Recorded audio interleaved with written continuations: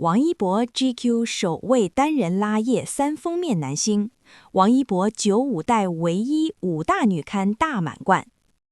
2026年4月14日，当智足 GQ 官方社交账号更新了那条名为“天台梦境”的预告时，整个时尚圈的空气仿佛瞬间凝固。画面中的主角依然是那个清冷、锐利且不断进化的王一博。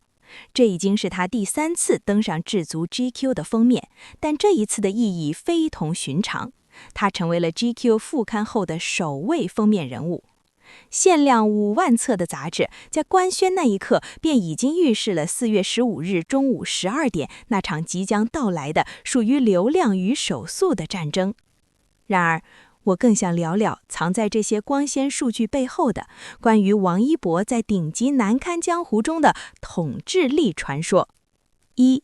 银石封神，打破创刊12年的单人拉页魔咒。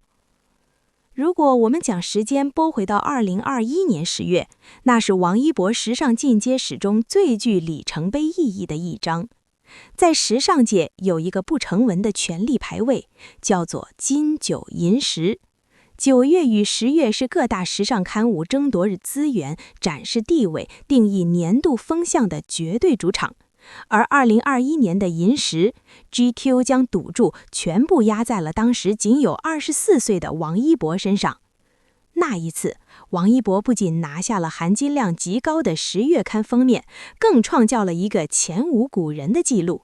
他成为了 GQ 创刊12年来首位单人拉页3封面的男星。什么是单人拉页3封面呢？这意味着杂志社愿意为了一个人的表现力投入3倍的创意成本、3倍的印刷预算和最核心的版面资源。这种极致的偏爱，在 GQ 长达10几年的历史坐标轴上，从未给过任何一个男艺人。王一博用他那具有张力的肢体语言和那张被镜头偏爱的脸，彻底击碎了流量男星时尚感薄弱的偏见。他不仅是在拍照片，他是在用一种近乎偏执的专业回应着时尚圈最挑剔的审美。2. 银石连庄，从单打独斗到无名的厚积薄发。时尚圈是极其现实的，一次爆红可能是运气，但连续的巅峰则是实力。2022年10月，王一博再次出现在智足 GQ 的封面上，这一次他的身份更加多元。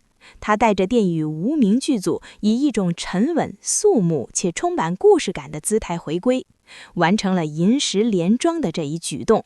在内娱男星的时尚战绩表里，这无疑是一次极高难度的背靠背全胜。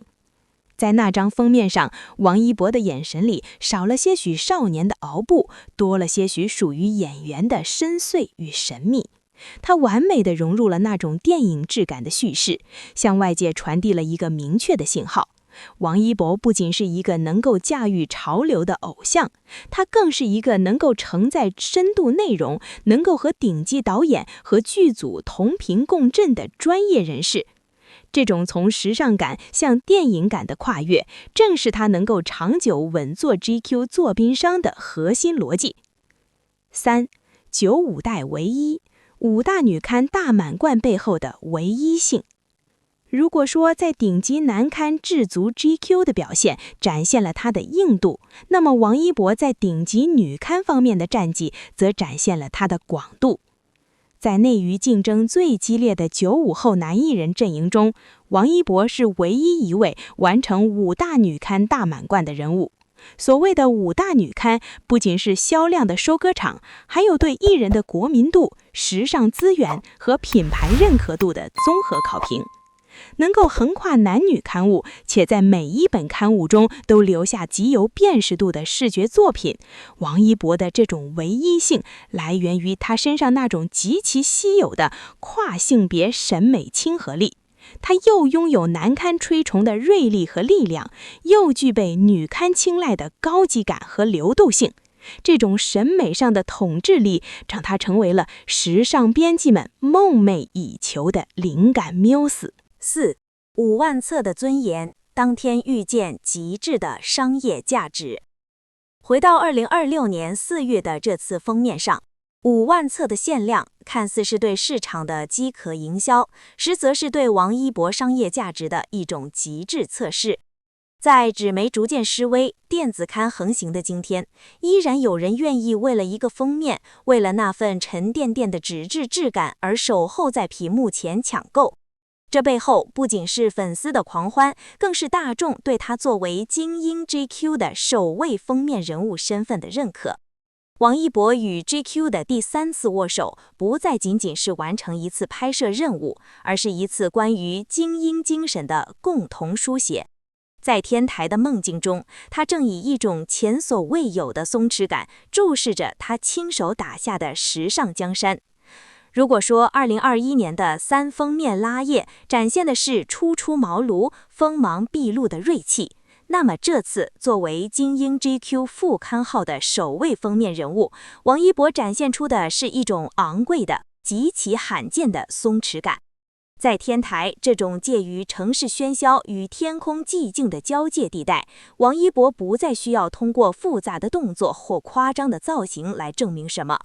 作为编辑，我从他的眼神中读到了一种前所未有的自由。他可以随性地靠在栏杆边，也可以在逆光中留下一个模糊的侧影。这种化繁为简的视觉表达，实际上是对艺人表现力极高的考验。王一博做到了，他让这5万册杂志不仅仅是印刷品，而是一次关于精英精神的视觉赛样。他向外界宣告，真正的精英是不再受制于规则，而是自己制定规则。6. 唯一的大满贯，为何95代只有他能够通关5大女刊呢？在时尚圈的鄙视链中，女刊封面的含金量往往取决于艺人的品牌带货力和社交媒体的影响力，而男刊则更看重气质的厚度和行业底蕴。王一博作为95代唯一完成5大女刊大满贯的艺人，这绝非偶然。审美的极致跨度，它既能满足女刊对盛世美颜和小年感的极致追求，又能精准拿捏男刊所要求的硬核形象和深度质感。这种雌雄同体、兼容并包的时尚感染力，让它成为了顶级奢侈品牌眼中的香饽饽。商业价值的断层领先，在时尚媒体普遍面临经营压力的今天，王一博的名字就是销量的保命符。从 GQ 的单人拉页3封到女刊的秒空记录，他用数据证明了，无论市场环境如何变化，顶级的硬实力永远是硬通货。这种唯一性让他与同龄段男星拉开了无法跨越的鸿沟。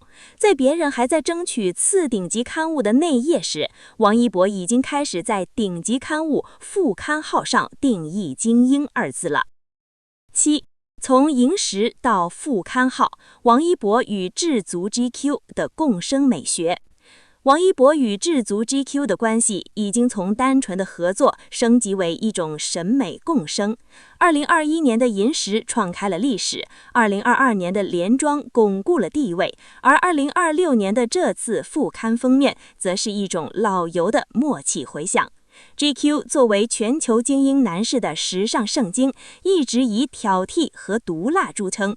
他选择王一博作为精英 GQ 的副刊的首位人物，本质上是认可了王一博已经完成了从演艺圈老母向时代精英的身份进化。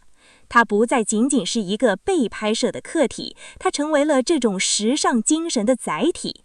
他的成长轨迹，从舞台上的舞者到荧幕上的演员，再到赛道上的赛丑，这种多维度、高浓度的生命体验，赋予了他的时尚大片一种别人模仿不了的故事感。